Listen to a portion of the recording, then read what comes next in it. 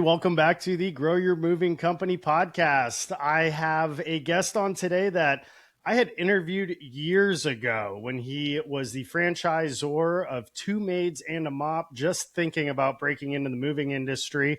Ladies and gentlemen, we have Ron Holt with us, and he went on to sell Two Maids and a Mop and started from scratch in the moving business and started with the mentality of building a franchise. And since then, he's built Pink Zebra Moving after having a very successful franchise run in the cleaning industry with Two Maids and a Mop.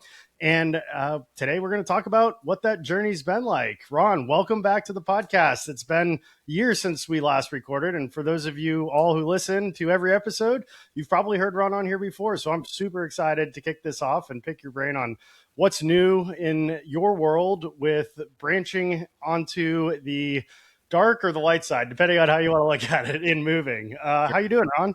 I'm great, Wade. I tell you, it's I'm proud to be here. I know we met a few years ago, but since then, since knowing more about the industry, it's very clear you're a thought leader in this industry, and I look up to you. So I'm happy to be here and talk about the industry and our experience in franchising with you.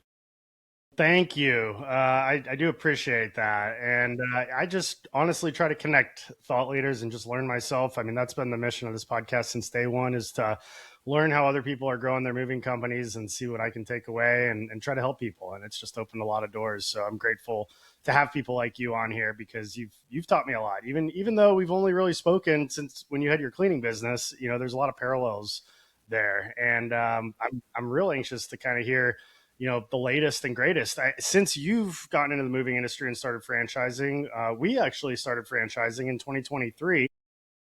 And we have two franchises right now. And honestly, I kind of like having a smaller franchise to be able to help and support those people and continue to grow my home office here in Tampa.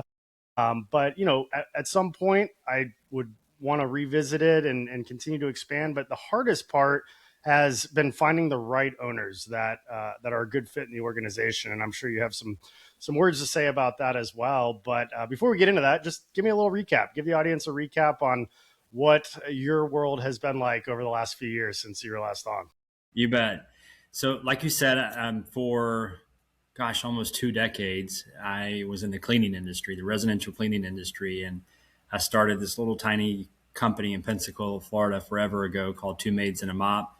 Took forever to get that thing off the ground. If you remember our original interview together, I told all the horror stories of those early days, but it was a journey, to say the least. And thankfully, we figured some things out. It took years to figure it out, and we started growing. And eventually, at some point around location number 12, we decided to start franchising for several reasons. One, the obvious growth, just easier to scale in franchising. But more importantly, really, is just the collaborative journey you share with a franchise owner. You deal with all the pains and the victories, that come from shared business ownership, really. And you learn so much from that, whether it's a failure or a success. You learn so much from that. And so riding that wave with all of our early franchisees just made us so much more stronger. It wasn't just a one horse show at that point. It changed to a collective. So it allowed us to kind of take off at the same time, and we grew from those 12 corporate locations to eventually almost 100 locations across the country, from California to Florida, up into the Northeast. And so it was unbelievable, really, like a dream kind of come true. All these dreams people have and in this country, and most of the time those things aren't supposed to come true. But I'm was very fortunate and lucky that it did come true.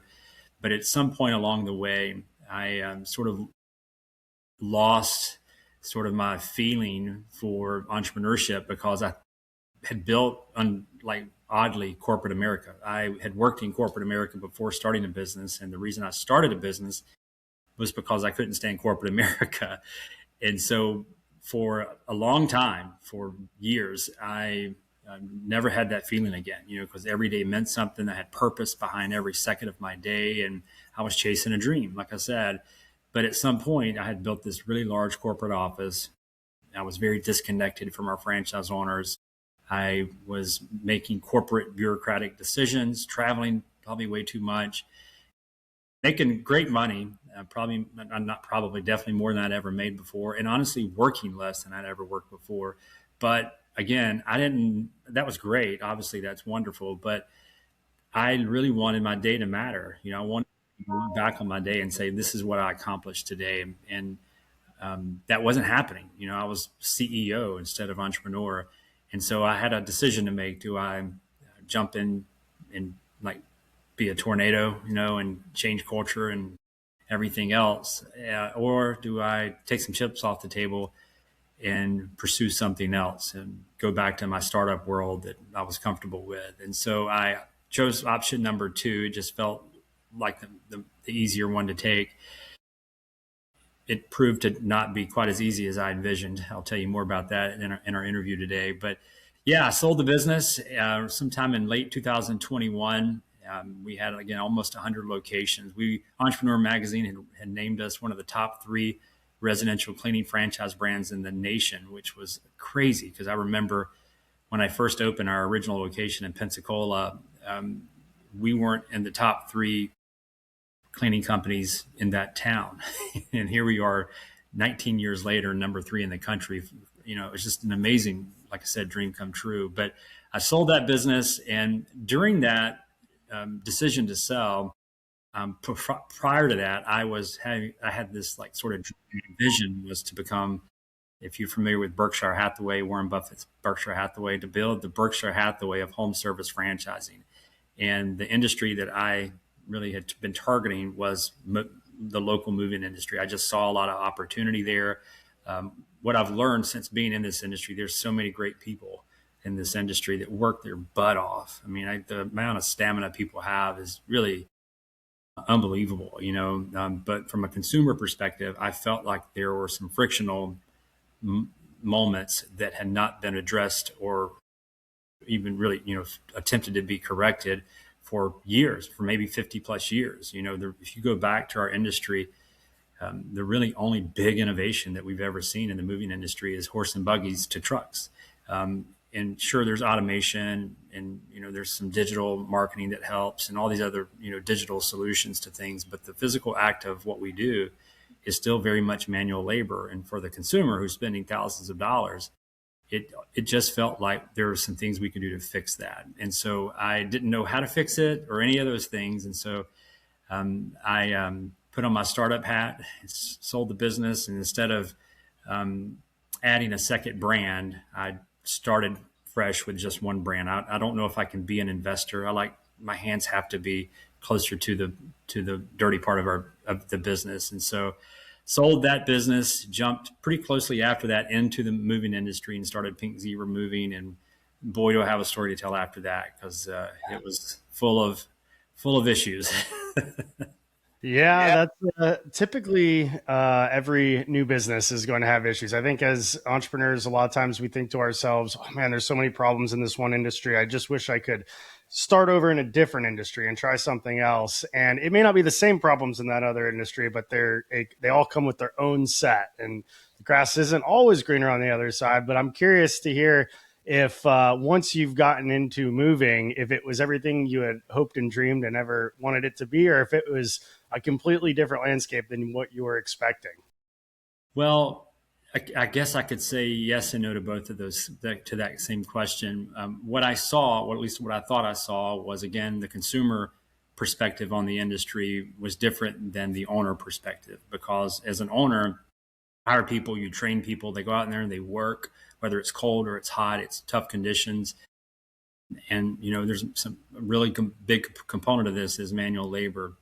And so it's sometimes hard to think, well, I should do more because you're working so hard already, But from the consumer perspective, I still feel this today. Like if you ask a consumer of someone that's hired a moving company, typically you get one of two responses. It's either, yikes, that was really bad, or yeah, they were okay. Like if you go to a restaurant tonight and you have a great experience, the food's good, the service is good, you may go home and tell your neighbors or your friends.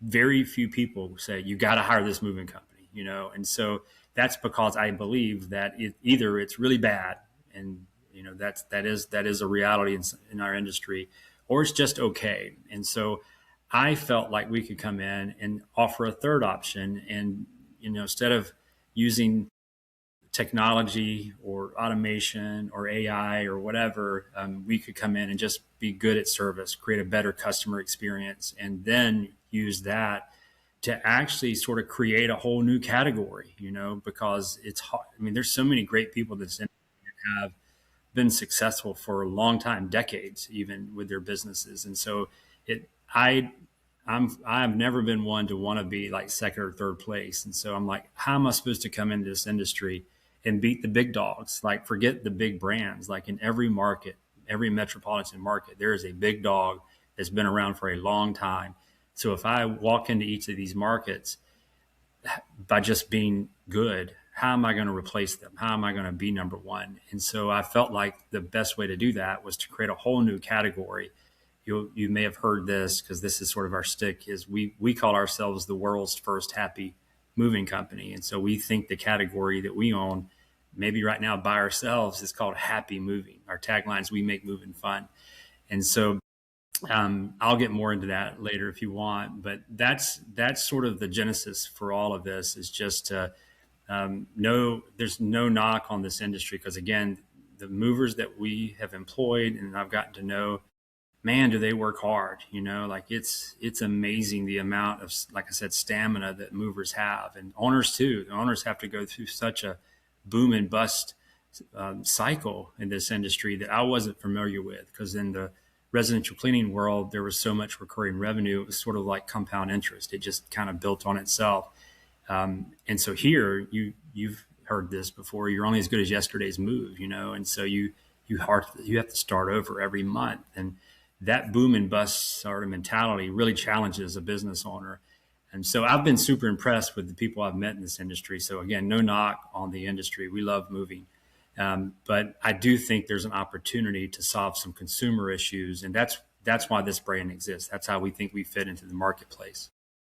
Yeah, I hear what you're saying. I know you did a lot of diligence. You had reached out to me. You had talked about wanting to purchase a moving company, and then franchising that model, or just learning a lot about the industry from. I'm sure you talked to a bunch of other moving company owners when you were starting off. But I'm curious, when you started Pink Zebra, how did that process go for you? Did you start a corporately owned location to kind of figure out the kinks, or did you jump right into franchising? I'm curious to hear this Yeah, story that you have from your path of starting off to where you are right now. sure. So if you recall our very first interview together, my main purpose behind that interview was, I was glad to share all of the my life's journey, because, teaching people about home service franchising, I enjoyed talking about that to people. But for me personally, what I wanted was an opportunity to find someone that maybe had a really successful moving business somewhere that I could sort of piggyback from. So I wanted to use this podcast as an outlet to find someone that may have a business for sale. And then I could come in, purchase that, learn from them, assuming it's turnkey, just flip that and then start franchising. I felt like that would have been a little bit of a easier route than starting it from the ground up. And we did receive tons of inquiries, really from your even show. But it just never really was a perfect fit, because I didn't really care that much about the customer base. Like, obviously, why not serve the customers, make some money? That's great. But it was really, I needed systems, I needed process, I needed vendor relationships. I needed all those things you need to build a business, and we didn't have one business that really fit could check all those boxes. And so the few that we did make it pretty far down the line with, even challenged our premise as a brand. Simple things like, guys aren't going to wear pink, to like, they're not. I mean, we do kind of crazy stuff. Like, we dance, we put on kind of a show. And so, like, guys aren't going to dance. And so what we've learned is that not the case. Like, we have two versions of our uniform. One's black, like I'm wearing today, and the other is the opposite. It's pink, with the logo being white. 90% of our movers select the pink T-shirt. Maybe because it's not as warm, I don't know. But Pink has never been a real issue. And once one person starts putting on a show, everybody follows. And so a lot of the issues that people thought that movers were going to have with our type of business did not materialize. But we ended up building it from the ground up because we felt like it was better to just have our own footprint, our own DNA inside of it, instead of having to claw back some of the stuff that was already inside of it. We knew that was going to be harder, probably even more expensive, because we had to learn everything on our own for the most part. Those our taglines, "We make moving fun." The first 20 people that hired us would disagree with that wholeheartedly. We messed those moves up pretty badly, but Well, tell me about a little bit. I'm sorry, I'm putting my phone on do not disturb because this is good.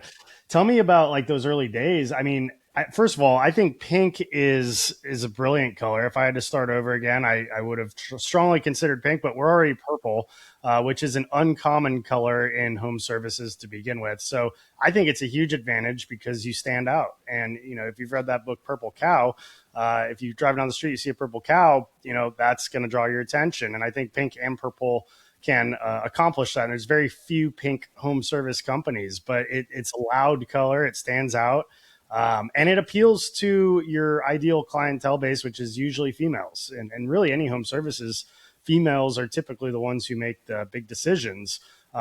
More so than males, I should say. Of course, it goes both ways, but it stands out from the big tough guy look image that I think scares away a lot of customers that may be female because you're trying to be this macho person, but you're appealing to that wrong customer base. So I think you're spot on. I love the branding that you guys have done.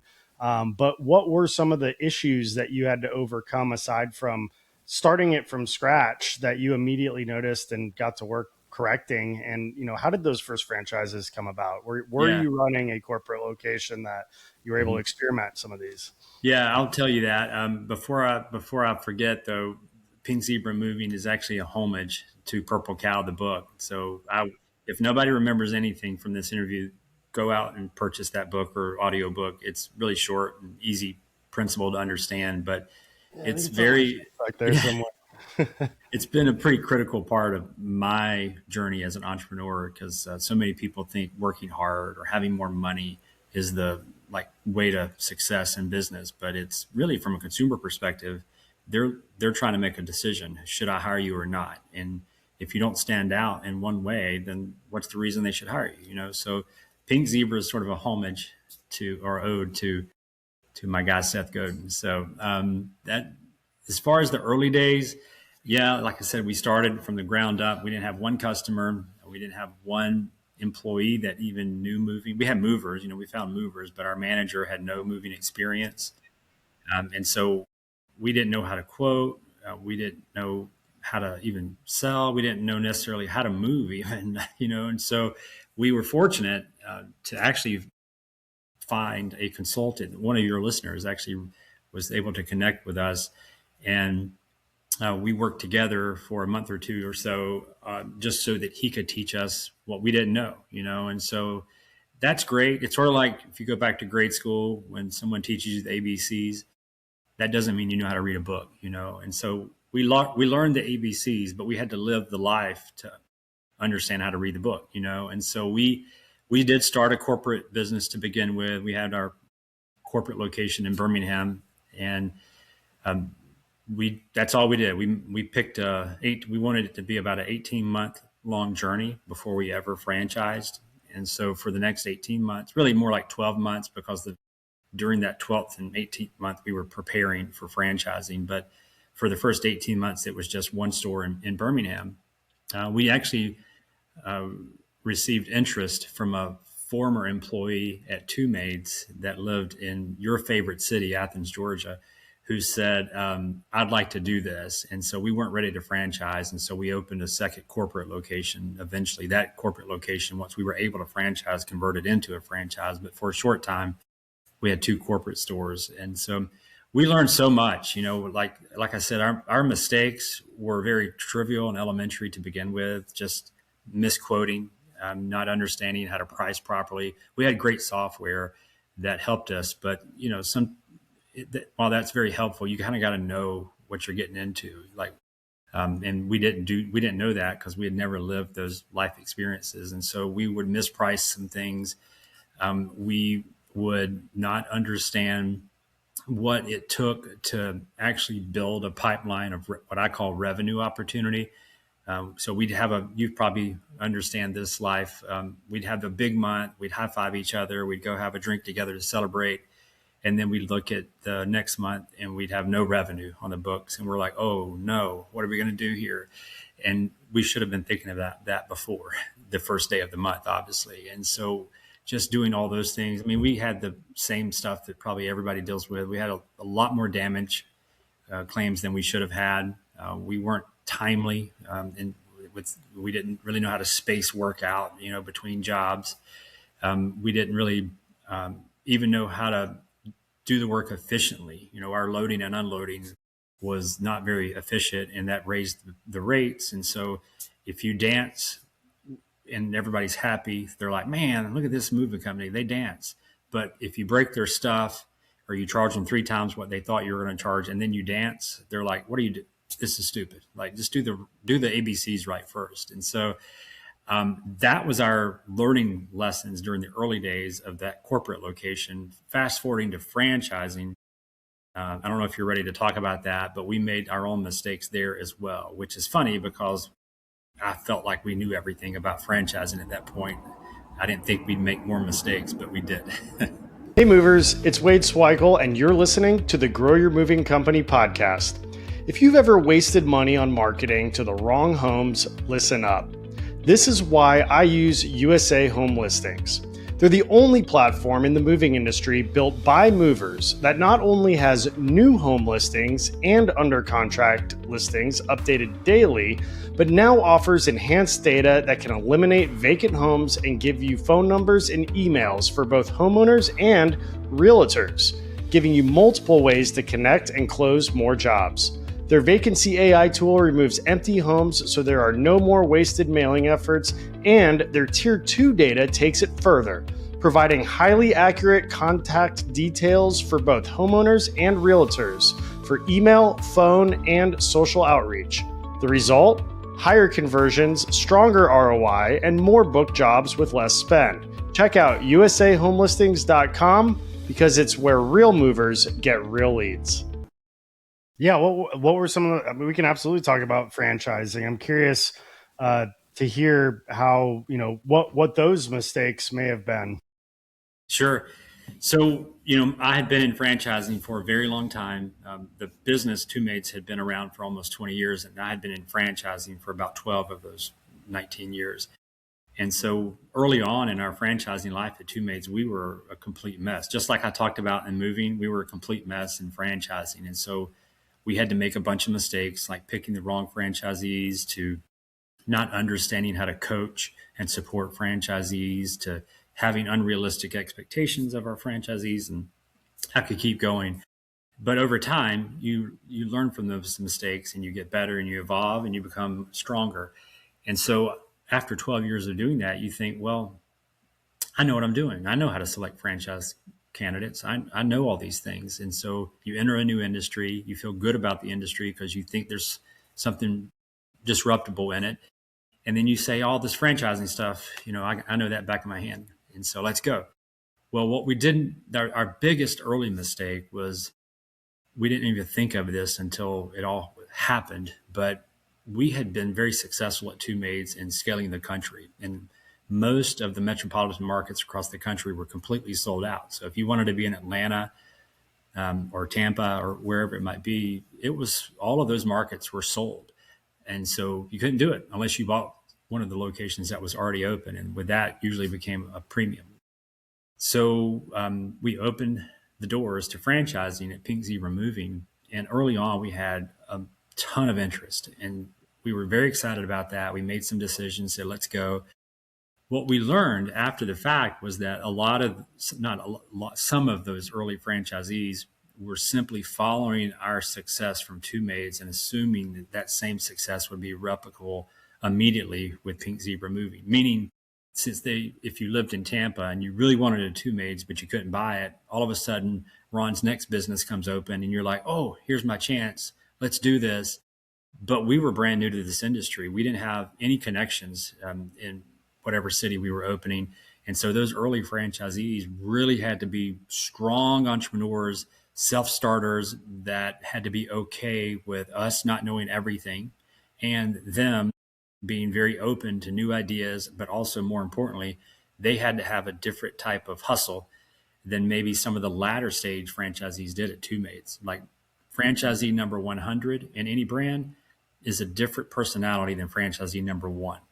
And so we were selling to franchisee number one, but they thought they were franchisee number 100. And so we did not see that happening. We didn't feel it happening until after the fact. And so unfortunately, we had some early failures with a few of our locations that we're not happy about. We're not proud of. We don't like it because that meant there was loss of capital and time from our early franchisees. Thankfully, some of them were able to sell their franchises to other people that were ready to, take on that challenge.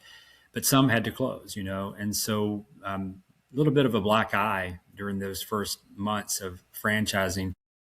But I didn't think I had to learn something, but I had to learn something, and so we've evolved from that, and now we know who we're looking for, and it probably won't be the same. The people we're looking for today probably won't be the same type of people we look for years from now.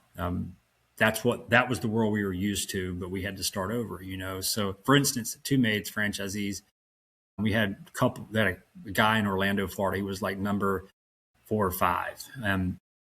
That guy is fantastic. He would have been successful in any business, but what he brought to the table was just a relentless hustle of work, work, work. Go out, shake hands, meet people, sell, sell, sell, sell, sell. Be a great leader of your people, and he blew up because of that. Franchisee number 90 back at Two Maids probably didn't have to do all those things. They could just follow the model, follow our systems, and success would come in a very sort of consistent manner. Maybe you don't go to the moon immediately like Orlando did, but you get there eventually because you're just sort of following the herd. And so that was a tough lesson for us because, again, franchisees did not have success early on. Some of them did not, and so we had to respond to that. The other side of it was just we had a lot of similar vendors that we had at Two Maids that we just transferred to Pink Zebra Moving. We had a very long relationship with all of those vendors. And since we were in home services, cleaning, moving felt like, well, they can work over here. And what we had to learn is that it's not some stood the test of time, but others we had to rethink and change directions and choose different vendors because, obviously supplies is different than cleaning supplies. Trucks, we didn't need trucks in the cleaning world, but other things like payroll vendors or accounting vendors or uniform vendors, like all of those folks, seems very simple, but they couldn't respond to our needs on the moving side like they could on the cleaning side. So we had to make changes there and establish new relationships, new terms. And that was a little bit of a challenge because once that happened, all of our franchisees said, wait a minute, that's why I became a franchisee. You're supposed to have all this stuff figured out, And so we were learning on the go. Basically, it's the best way to put it. And as a franchisee, you don't want to learn on the go. That's why you pay franchise fees and royalties. It was a challenging, really, first 12 months to this brand's formation, but we'll get to the good stuff in a minute. But thankfully, we learned from all of that, and we're in a much better place today. Yeah, no doubt. It's interesting. One of the toughest things I found about trying to sell the first franchises is finding that person that is really willing to work in the business for the first up to 3 years, really. And unless they've got a lot of capital that they can quickly delegate, management and market a lot and do a lot of advertising. That's one part I like about moving or about franchising and moving, because having that owner presence in a community is a really valuable asset, because certain marketing strategies work well in some markets and they don't work so well in other markets. And that owner presence can look for opportunities. They might know that the newspaper actually works or the radio actually works in this market, but it doesn't work in most other markets. But because it's maybe a tight knit community, or it's a old school community, older population, those different things can work. And having an owner there, you get that person who's looking for those opportunities. And so that's ultimately why I decided to go into franchising versus continuing to open locations, is because I couldn't be everywhere at once to look for those opportunities that a manager might not necessarily be on the lookout for, and have your finger on the pulse of your community and the culture of the community and the people that are kind of there, and where the movers are, where the best location to set up is, all that stuff. I feel like having that ownership presence is really valuable. But ultimately, you want to give them something that they won't have to be active in the day to day forever. And I think it's important at first. And a lot of the people that we originally spoke to that showed interest in opening a franchise wanted something passive. It seemed like they really liked the storage side of it. But the main thing we were selling was the moving side of it. And, it's been tough to find people that are willing to do that type of hustle, especially early on with, not a ton of franchises. And I'm sure you've probably seen some Yeah. similarities with that. So what we've had to do to respond to that, I'll just sort of give you the skinny, like the real things. And so what we've had to learn from that, there's actually the entire time we've been franchising at Pink Zebra Moving has been a large number of people interested in it. Again, we had pre-existing relationships with a broker community that kind of knew a lot about us and our story. And then we had a lot of success at Two Maids that was well chronicled, and that brought and still brings a lot of interest to us. And so getting somebody to be interested in a market was really never that difficult. Not that we're getting 100 people a day, but we were getting a pretty decent amount. And so what we've had to learn from that is to ask some very difficult questions along the way. Franchising is all process. And so the sales discovery part of franchise ownership is also process. And so, the basic things are easy. Like, do you have access to capital? Have you ever owned a business before? You've been in management, whatever, But the harder questions are, what if it takes longer than 2 years? What if there's some failure along the way? How are you going to respond to that? Where do you see yourself fitting in? Are you going to or do you expect to get a report on Friday afternoon and that's your involvement? Or do you think you're going to actually be involved? Maybe not literally on a truck, but are you going to at least review data and make decisions after consulting with your management team about that? Are you going to be physically in the office from time to time? We think that's important, even if you're what we call semi-absentee owner. We have sort of a healthy mix of owner operator, people that are there every day, to semi-absentee ownership where they're in and out. But even if you're semi-absentee owner, you still physically have to be in that office. You have to be out in the field. You have to know who your people are, your employees are. And then, quite frankly, like, do you have the access to capital if things take longer to grow than you expect? And all of these are really difficult questions to ask. And when it comes to new business ownership, sometimes I'm even guilty of this, especially in franchising. Sometimes you think, well, I've got to partner with people that are really outgoing, that are extroverts, that are natural born salespeople, and certainly that's helpful. But the truth is that probably gets you off the ground really quickly. But are those people really good at operations? And so does it start fast and end just as fast? But on the flip side, if they're introverted and they're not as outgoing and they hate meeting new people, will they ever get to a place where their operational mindset is effective? And so you have to kind of dig through all of that to see how they're going to respond to those really difficult questions. We've had husband and wife couples, we've had best friends, we've had husbands who want to do it, but the wife doesn't want to do it. All of these things are questions you have to hit head on. We're talking to someone right now who is all in, but owner is like, whatever he wants to do, fine. We're like, no, that's not how it works. Like you both don't have to be involved in the business every day. If that's what he wants to do, fine. But if you're like, hey, whatever, and things take longer than expected, you're going to be upset at him. Like you've got to agree to this too. And so it doesn't mean what I'm saying is perfect, because at the end of the day, you can only ask questions and hear answers and have a sort of a gut feeling to some of this. You can do personality assessments and you can look at resumes and all those things, but at the end of the day, it's what happens on the ground. And so I've seen introverts be very successful in franchising, and I've seen extroverts be very successful in franchising.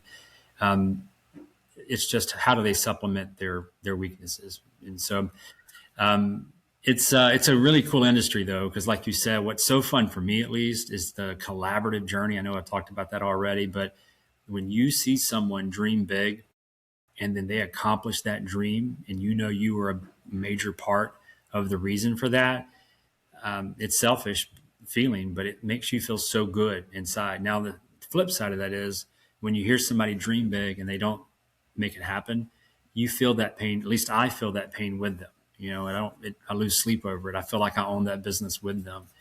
Um, but either way, whether it's the joy or the agony, you're in it with them, because you're growing a business together. And if you're in a franchise partnership, like you should be with a franchisee, both parties are totally invested. And so if you say, hey, this is not working, you should try something different, they've got to be receptive to that. And then the same thing, if they say, hey, this is working, but Ron, your team's not helping me do that, then we've got to be able to hear that too. So it's a very much a partnership, even though it's not a legal partnership. It's very much a partnership. And if the best franchisors feel that way about their franchisee relationships. Yeah, I totally agree with that. It feels like sometimes you're responsible for their success in a lot of ways, making Mm-hmm. sure that they have what they need and that your system is as good as you think it is when you get into it. I'm curious, when you first started out, how did you go about getting your first moves, and how do you get your new franchises to go about getting your first moves? And how has your marketing strategy kind of evolved now that you've been into it and you've seen all the different markets playing out?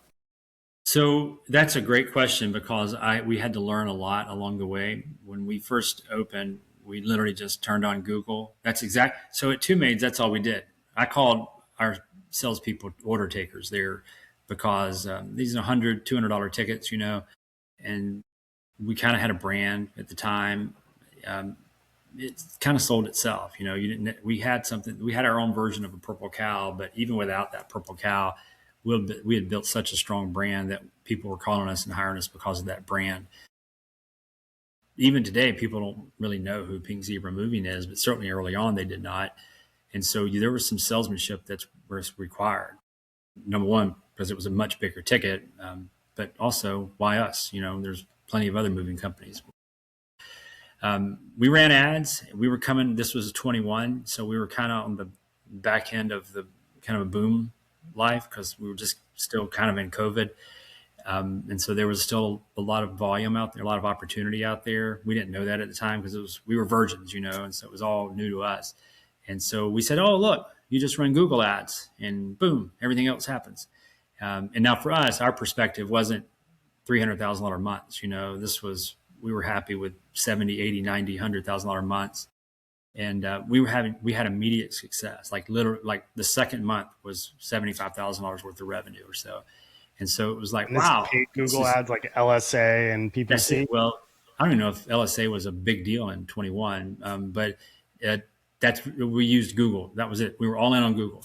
And that was good and bad. It was good in that it helped us. It worked, but it was bad because it wasn't scalable, because it did not work later. What we had to learn along the way is that you can't just copy and paste a maid service marketing plan into another industry, even if it is a similar home service industry. And so we had to learn to supplement that PPC and SEO campaign with other things that were very grassroots in some cases, kind of hard work to pull off. And so we have a really good handle on how to generate high quality leads today. But honestly, it has been a 3 or 4 year journey to get there, because we had to mess up. We had to, learn how to do direct mail better. We had to learn um, how to create referral source. We call it referral source relationships, and like realtors, property managers, all those folks. Um, Besides just driving up to a storage facility and saying, "Hey, there's a process to all of that." And so over time, with our franchisees learning alongside us, we've had to figure it out. And so that contributed to some of the early failure from some of those early franchisees, because we said, just run PPC. And it had worked very well in our Birmingham corporate store. But as we got farther from COVID, um, it just became less and less effective. That was our only life experience. And so uh, we have a really cool, I call it proprietary um, way to generate high quality leads, not large volumes. Like, we don't get hundreds of leads from this, but the ones we get are powerful, big tickets, and easy to sell to. And so I know it's a tease, but it's one of our sort of secret sauces right now, that's become very effective. But it's not easy to pull off, because it's not door to door or anything like that, but it's similar to that. And so it's not easy, like when you hear knocking on a door, like, anybody can do that. I mean, that's not exactly what we're doing, but um, there has to be coordination to that. There has to be process to that. There has to be a consistency to that. And there's no immediate gratification sometimes from it either, and so you got to keep doing it even when the data is not supporting it.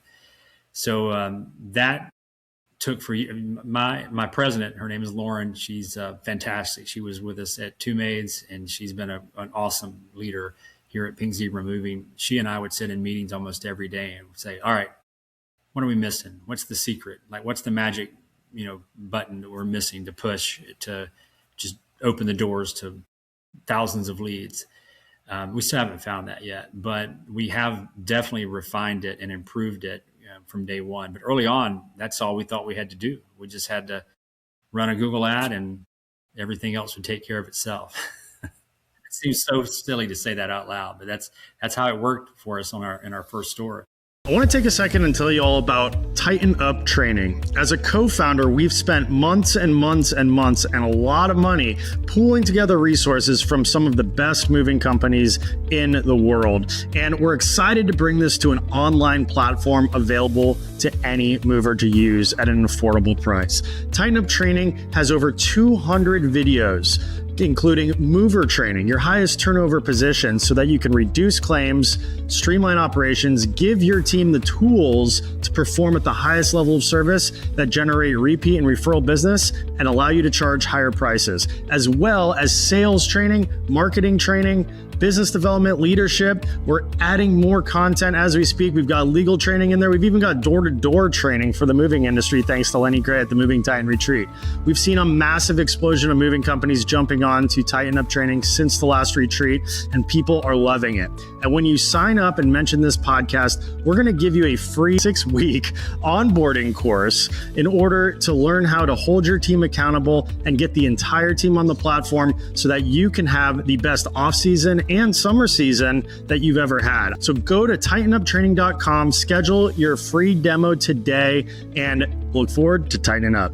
Yeah. Well, back in the day, it was just the yellow pages. Whoever had the biggest spread, you could find a market without a lot of movers in the yellow pages, and you take out a big full page ad and your phone starts ringing. And, the Google pay-per-click stuff is kind of similar to that. And it works until it doesn't, type of a thing. And what I've noticed from paid ads on Google, whether it's LSA, PPC, is it does depend somewhat on the market, on how effective those are going to be. But in Tampa, we've struggled to make that actually work. And we really haven't done much Google PPC or LSA because it tended to be expensive and attract a lower quality customer that was less likely to book. But then I see it do well in San Antonio and Gainesville and other markets. And, I talk to other movers where they crush it with that. So, it ebbs and flows. And I don't think there's like one magic bullet to marketing and moving. You have to assess your market and throw a lot of things at the wall in each market, because some are going to stick in some markets and some are going to stick in others that won't necessarily be a crossover, and not rely on one specific source. But I mean, I always say the best way to grow your business is to just provide that raving fan experience every time, where people want to go tell their friends, family, neighbors, coworkers, colleagues, and run down the street shouting your name from the rooftops, because that word of mouth business costs really nothing. In fact, it usually saves you money because you're not paying out claims or running discounts. You can tend to attract a lot higher ticket that books at a lot higher rate. And it's, just feels good when you have a good reputation and people are doing the Sure. selling for you, because somebody, you can sell, have the best copy in the world, the best marketing, but you're never going to sell as good as somebody else who's selling you for you, because they're so happy with your experience. So and I think that's a big thing with franchising and moving, that why I like franchising and moving, because the owners are the ones who are going out, making sure that the quality is to their standard, that they're out making the connections in the community. They're meeting, shaking hands, kissing babies, meeting the right people, seeing what big companies are going to be moving, knowing who the top dogs in town, agents, designers, all that good stuff. And you can absolutely systemize it. I think, but you have to, it's not overnight. You can't go do one realtor presentation and expect your schedule to get booked up. You got to be coming back to that brokerage constantly and actually digging deep into those relationships, rather than just Right. digging wide. And that's it does take some time, and it takes the right people to stay consistent with that. So I Yeah, a dozen donuts won't open the door to rep $1,000 of revenue. It just opens the door. That's all it yeah, does. 100%. I'm curious, when you're starting out in your markets, I think a lot of people that listen to this podcast, they might be smaller, they might just be starting out. Um, so I want to speak to that, because every time you open a new franchise, you've got a brand new company that's maybe nobody's ever heard of in their market. Are you selling services at a lower rate than you would like in the beginning, to grab market share, to get that customer list built up, to get the Google review populated, or Yelp, or wherever whatever platform works in that market? Or are you coming in out of the gate with like a premium pricing model, because these agent or these franchises have to pay royalties and fees and everything else? So it's the only way for them to be profitable is to charge that premium price for a premium service model. I'm curious, what's your strategy to get into the market? Yeah, it's a really good question, because when you think franchising, you think the Subways and the McDonald's of the world. Well, if you went to 5 different McDonald's across Tampa today, the prices would be the same across all 5 of those locations. Maybe if one's in an airport or in Manhattan, maybe that's different, but for the most part, the menu is the same. Well, that same principle applies to all franchises, not just the big ones like McDonald's. And so we um, can't charge the same rates, because the cost of doing business is higher in some states, so there's higher regulatory, higher insurance premiums, higher wages requirements. And sometimes the market um, allows for that, higher premium or higher price for the customer. And so we don't have that same exact rigid pricing structure, which allows our franchisees, to have a little bit more freedom with their pricing. However, we work really hard to encourage our franchisees to not discount, to not just sell on price, to more sell on value. Our entire brand is built on a better, more positive customer experience. I mean, like I've said before, our tagline is "We make moving fun," and so when we make moving fun, the product kind of sells itself, and there's deserves a higher premium with that. But early on, nobody knows we make moving fun, and so during our sales pitch to a referral source person, like a realtor or an actual potential customer, it's our job to make sure that that customer hears why we think we're different, why we're unique, why we're a purple cow. And we believe that's what allows us to earn more money from our moves. And that's what the value piece of our equation is. Now, franchisees are oftentimes brand new business owners, first time entrepreneurs. And so Um, Hopefully I'm not stepping on toes of any of our franchisees that are hearing this, but sometimes they say, well, we're new, I need jobs, so I'm going to discount, and it's just whatever per hour now. And maybe you land the job and you're like, see, look what I did. But one, you're probably marketing to the wrong customer. And so if someone's choosing you because you're cheaper, they don't care if we make moving fun. They don't care if we're trying to create a better experience. They wanted the discounted version of this service. And so they're not going to appreciate and respect the things that you're providing as a moving company in our world. And so it's obviously a difficult sort of challenge because people want revenue. That's how you make money. And so sometimes that means losing those revenue opportunities because someone doesn't want to pay those rates. And that's the truth. Not everybody's for everybody, so not everybody wants McDonald's. Other people want something better and they pay more for that. And the same thing happens in moving. Not everybody wants to just hire the cheapest person. Now, sometimes as a salesperson or as an owner of a business, it's your job to tell them why they should care more than just price. And so that's what we encourage our franchisees to do is to not just sell on price. And that's probably one of the harder, maybe the most hard challenge that our new franchisees have, because this is the first time that they're only one of our current franchisees. We have 19 locations open right now. Only one of those 19 is owned by a former moving company industry professional. This person happened to own, or not, they managed a moving company and were very successful and said, I want to do it myself. But the other 18 have been in white collar jobs most of their adult life. And so getting them to know something about a blue collar world is a bit of a challenge. And so they don't always have the right kind of confidence in themselves. So when they first open, they think, I got to sell on price. That's the only way for me to get these early jobs. And so again, that's a challenge that we have as a franchisor. It's our job, in fact, is to coach them how to sell better, how to overcome objections, and how to, again, sell on value, not price.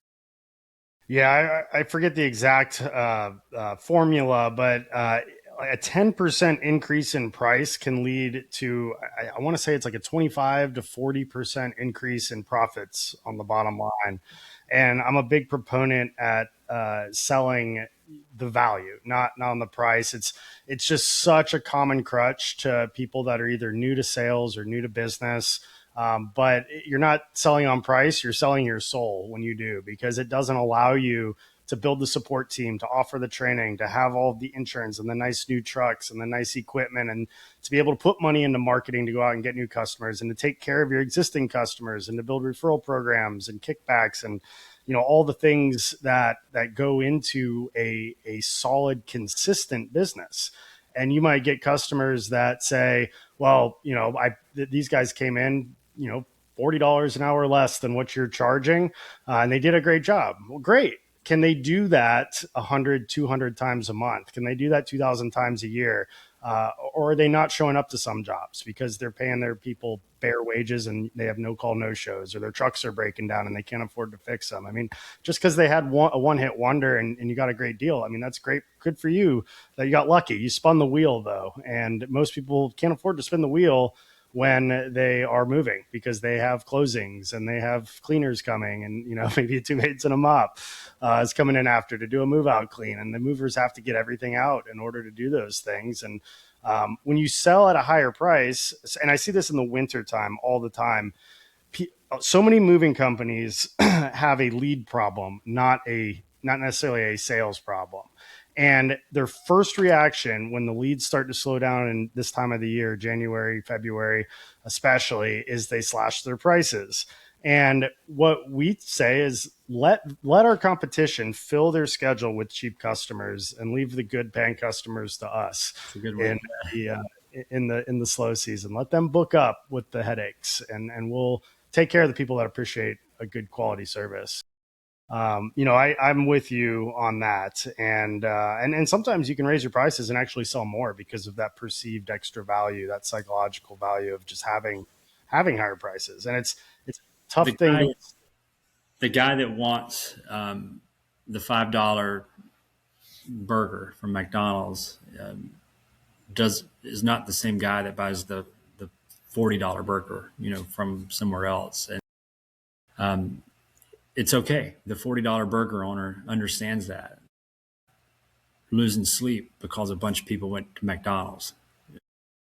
They know who their market is. And so in this industry, it gets sort of homogenized, and people think, well, all of the customers are the same. We're chasing all these people. You're not. If it's according to where you want to live. If you want to live on the commodity side, then you're chasing those folks. But if you choose not to live on the commodity side, then you're not even chasing those folks. Even if they call you, um, that's not who necessarily you're chasing. So that's a tough one for all home services, not just moving. Because the blue collar world is very much manual labor, and so people look at that like a commodity, and anybody can do it. And so why should I pay more for it? And so it's your job to be a purple cow. It's your job to tell the world, tell the consumers that this is why we're different and this is why we demand more. Then it's your job to go do it. And at some point, the product will become your best marketing vehicle. Yeah. And that's what we've seen. If our best performing franchise owners right now, the majority of their revenue comes from organic word of mouth. Marketing is cool. And like I said, we've got this proprietary thing that really works well, especially to get people off the ground. But ultimately, our best performing locations, they're not spending the most on marketing. They're just doing a really good job, and the world knows it. And so they just get more and more work from that. Most of you have heard me talk about Moversville and the power of their email marketing service that has helped us increase leads by over 112% over the last year. But have you heard of Moversville Connect? Moversville Connect is an incredible resource for all things moving. They feature an array of vendors and services and lists like insurance providers, softwares, equipment suppliers, marketing sources, and much, much more. The best part? This resource is free. Go check out Moversville Connect today by going to moversville.com and clicking Connect. That's moversville.com and click Connect and discover the world of Moversville beyond email. Yep. I recently had to have some electrical work done on my boat, and I remember thinking I specifically do not want the cheapest person to come and mess with the wires on my boat because it might make me sink or get stranded somewhere. I actually wanted to pay the higher paid polished company with the insurance and everything else. And then just yesterday, I was at a coffee shop working, and I overheard a guy on the phone that I guess owned a roofing company. And he was like, I tried to tell that customer that just because they were $10,000 cheaper than we were, that it was ultimately going to end up being more expensive, and they should have just paid the $35,000 because that other company bait and switched them and tried to jack the price up and knew that they were stuck with them because they had all the tiles off their roof and they needed to put the roof on, and they ended up paying more by trying to go with the cheaper company to get the job done when I was, flat rating it at a $35,000 move. And I overheard another home service saying that. I was like, I want to meet this guy. Like, he's got the right attitude. But, that's awesome. So you say you make moving fun, and I'm really curious to hear, what is that unique selling point? What does that mean? How do you make moving fun? You alluded a little bit to dancing out at the job sites, and I got to hear this. Are they just showing up and start doing the YMCA at the front door? Like, what's going on? Not, it's all based on the personality of that office, but this is my favorite talking point, and quite frankly, I hope everybody joins us because I started another business. I love the idea of building a brand from the ground up. The scaling is really fun. Helping other franchise owners accomplish their dreams, creating employment opportunities locally. All of those things are really cool. I respect those things, but the main thing I want, it's again very selfish. I want to leave behind a legacy because when I look back at my time in Two Maids, I think we were great. We did something that you weren't supposed to do, and we did it. But I don't know if we changed the industry forever. I think we left a mark, and they're still doing great. Two Maids is still an amazing brand, but if they change the world, is the cleaning industry going to be changed forever because of what they've contributed to that industry? I don't know. And so what do I want to leave behind in this industry? I have this vision all the time in my head where there's this conversation between two people, and one of them hired a moving company and the other person says, well, did you hire one of those old school movers or one of those happy movers? And it may hopefully will be pink zebra moving, but it doesn't have to be. We want to own that category. We want other people to follow along with us. And so I have no problem sharing our secrets because that's my dream is I want there to be a real movement. Maybe we're the Starbucks of the moving industry, but that doesn't mean Starbucks lives in that industry by itself now, you know? And so, yeah, we make moving fun. We think that moving is sort of like a theater, like it's a stage where there's an opportunity, just like entertainment, to actually entertain your customers. And so every customer is different, and so sometimes you have to evolve. For instance, we perform senior care moves. Well, we have divorce moves. We have unfortunately some death. People have died and there's moves, and so none of those are super fun. But you can have care and compassion, and do some things that show that that person is important to you. And so sometimes we have a lot of fun stories about some things we've done to make people laugh or even cry, like happy tear cries. But it doesn't always have to be the singing and dancing that we alluded to earlier. So to give you just some kind of basic things, because the culture is more important than the things that we do. Like you, as a leader of that business, you've got to truly believe that you can make moving fun. You got to truly believe that you and your team can pull off stuff, whether it's scripted or not, to make that moving experience more positive and, again, fun. But inside of that culture, there are some basic tasks. Like one of the things that we're probably most well known for is our what we call free food offers. So the night before, sometimes the night of the move, we provide a free meal to all of our customers. And so we had to learn from that experience because early on people were buying $500 worth of steaks.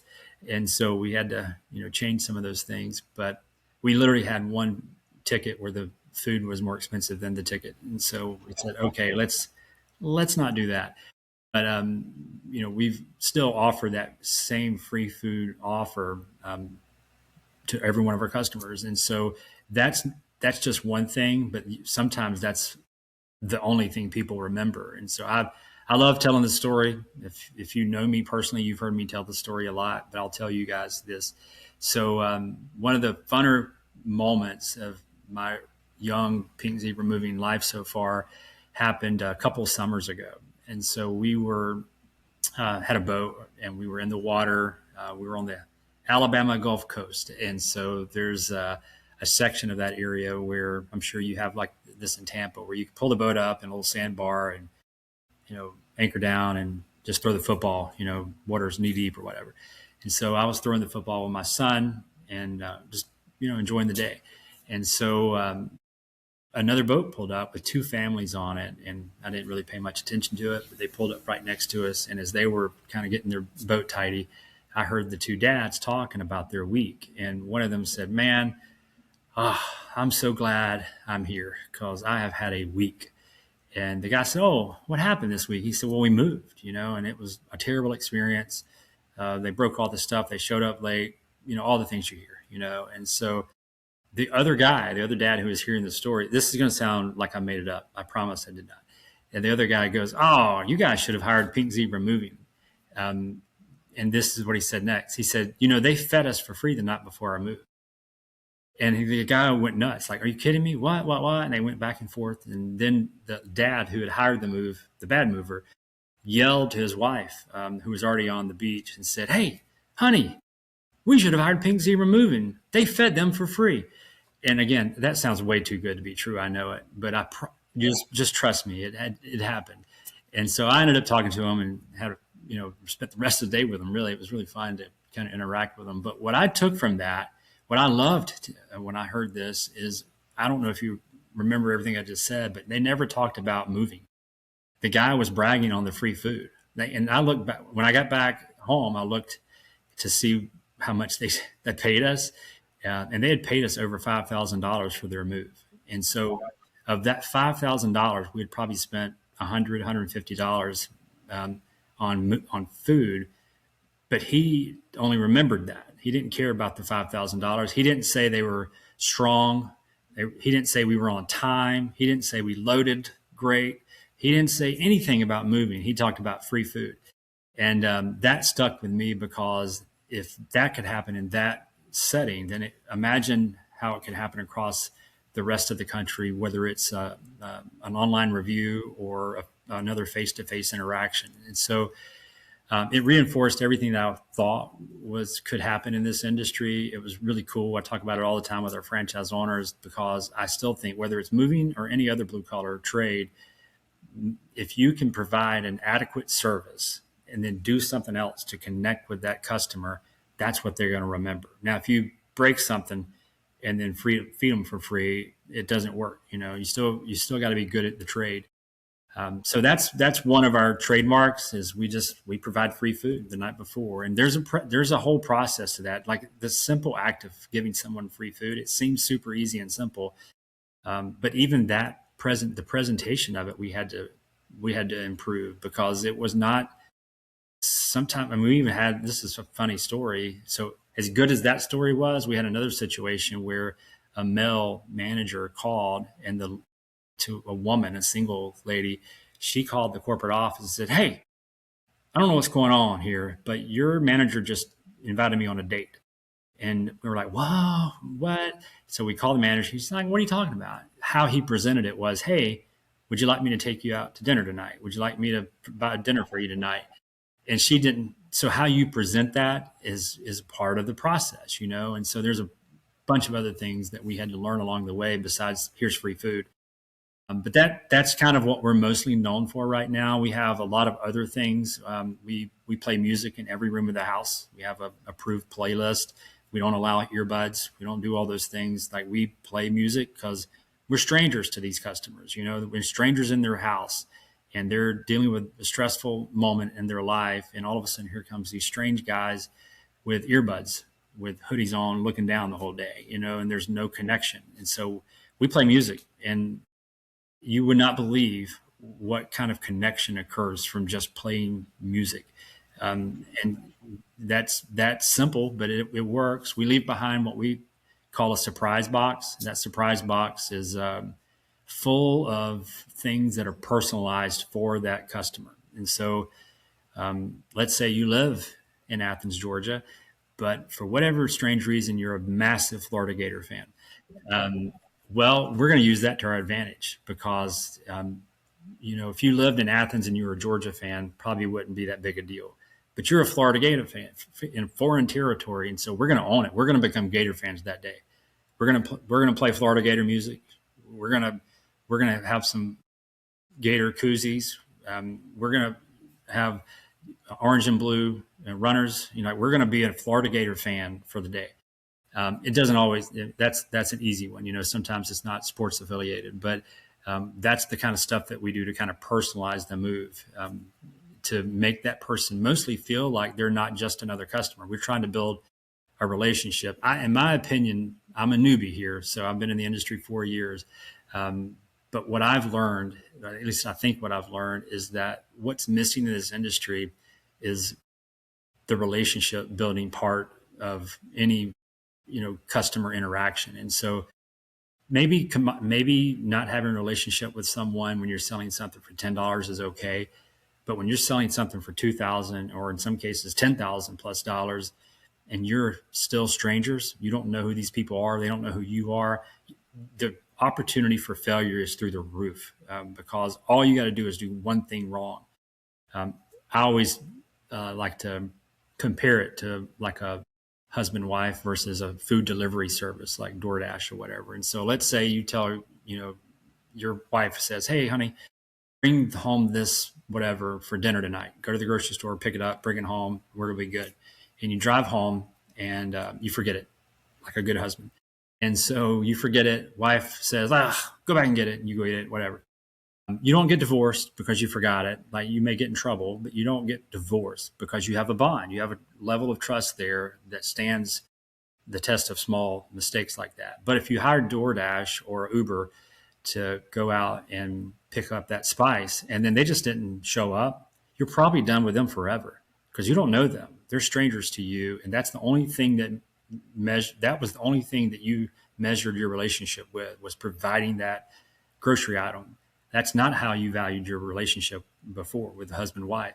And so in moving, maybe we can't replicate a husband-wife bond, but we can still build a bond with our customers. And so let's say we do all the stuff I just talked about. We play the music, we become Florida Gator fans, we feed you the night before, but then we scrape the wall, by accident. Well, it's a mistake. We got to own it. We got to help. We got to repair it or pay for it.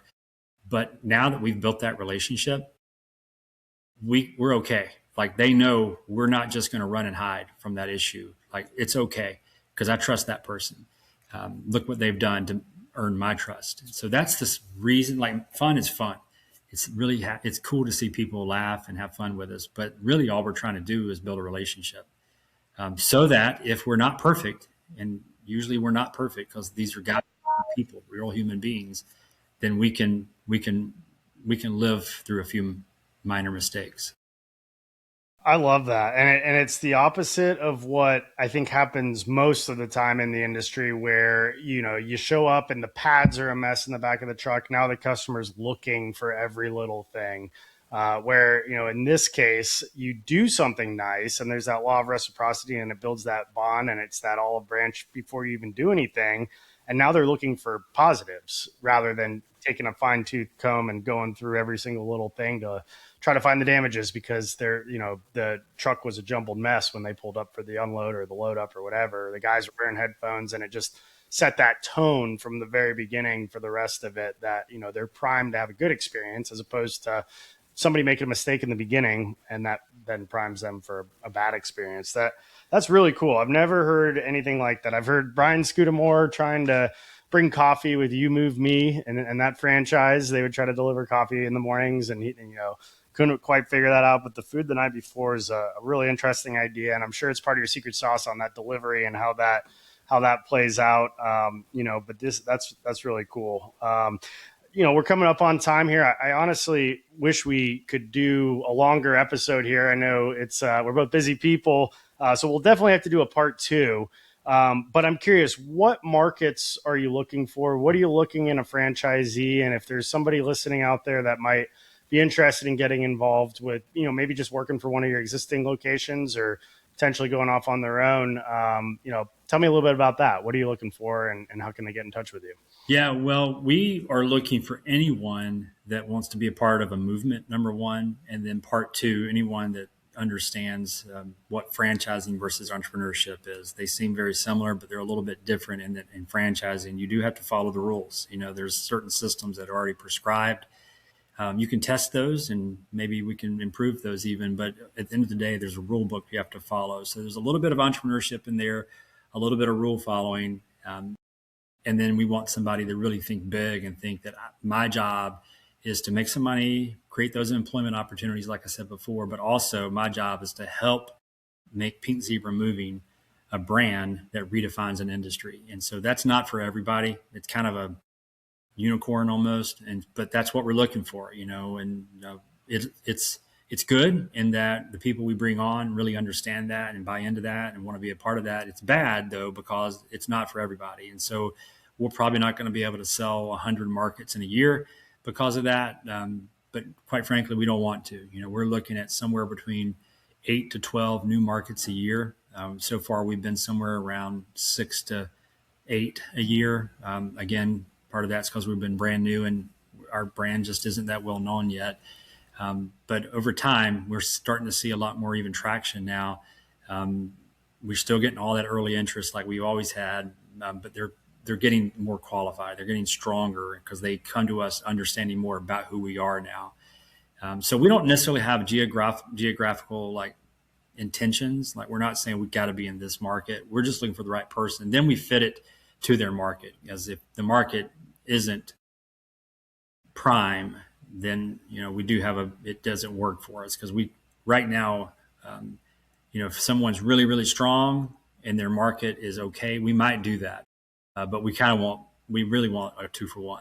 We kind of want a really strong market right now, plus the unicorn business owner. And so if you are want to be part of that movement, even if you already currently own your own moving company, like I said, most of our owners are white collar folks turned moving company owners, but the one person who had moving experience it's proven to be a real asset. So they know how it works, And so we will talk to anyone and everyone. And then like I said, there's a process to selling a franchise. There's a personality assessment. There's a bunch of back and forth between us, our leadership team, our sales team. And one of the requirements is you got to talk to our franchise owners. We require our franchise candidates to talk to at least 4 franchisees. They pick which ones they want to talk to. Sometimes they actually visit with them and spend a day with them. And then eventually they end up spending a day with us in Birmingham, what we call Discovery Day. So it's a 1 to 3 month sales process. And somewhere along the way, you either get more excited or you drop off, but it's, again, not for everybody, but for the folks that it's for, it's really exciting, because this industry has what I've loved about this industry is it's really big tickets. A lot of profit opportunity because of those big tickets. And, the truth is there's not been a whole lot of change to this industry. And you're fantastic. A lot of people who watch and listen to your show are equally fantastic. I've heard many of those interviews, and I'm very impressed by those. But the majority of our industry is still mom and pop, dudes with U-Hauls. And so that makes it harder on us, but it also makes it, creates an opportunity. And so that's who we're looking for, is someone that understands there's a little bit of hustle required because of who we are as a brand right now, a little bit of hustle required because, we think we're different. We want to sell on value versus price. And then you got to be a great leader. You got to want to sort of do it all, sell good and know how to lead and manage guys for the most part. So we talk to a bunch of people, and unfortunately, either they turn us down or we turn them down along the way.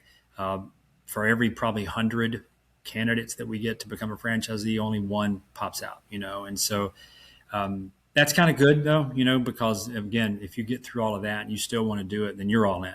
You're ready to do this. So just because you have capital and access to it doesn't mean you can do this. There's a big process to it.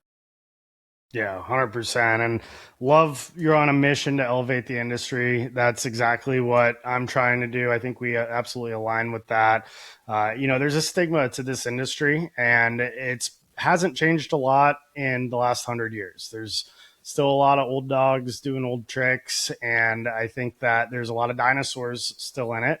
But I think those practices will ultimately go the way of the dinosaurs, because I've seen firsthand a wave of people like you, Ron, who are out to erase that stigma and elevate the standards and make it, decommoditize it while doing so. Make it so that everybody has a unique selling point that is different from the commodity and the low price, price matching competition, race to the bottom that it's been for so long. There's a lot of fresh perspectives coming in, a lot of new technology coming in, and I'm excited to see where it goes. So I think what you guys are doing is awesome. It's been great to catch up with you on this, and I do want to do a part 2. So let's get together and schedule something out in early 2026. Because I still got a million questions that I still wanted to ask. So either way, let's stay in touch. Thank you for coming on. This has been an awesome episode of the Grow Your Moving Company podcast. Thank you for tuning in to another episode of the Grow Your Moving Company podcast. If you would like to learn more about any of the sponsors listed on this show, want to apply for the next Moving Titan retreat, or interested in owning or working for Two College Brothers franchise, drop me a line at wade@twocollegebrothers.com. Moving out. Have a great day.